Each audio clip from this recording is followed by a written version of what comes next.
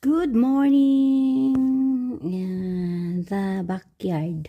Yan, gumagawa sila ng parang parang vela. Kasi parang ano to, second floor na yan.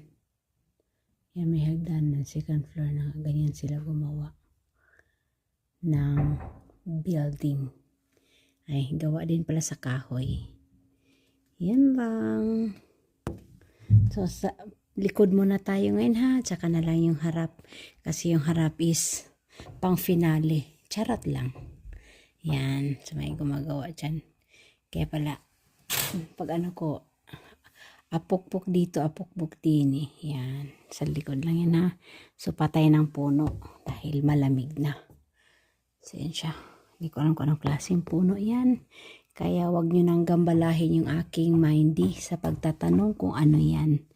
Kasi hindi ko alam. Yan, ayan siya sa likod.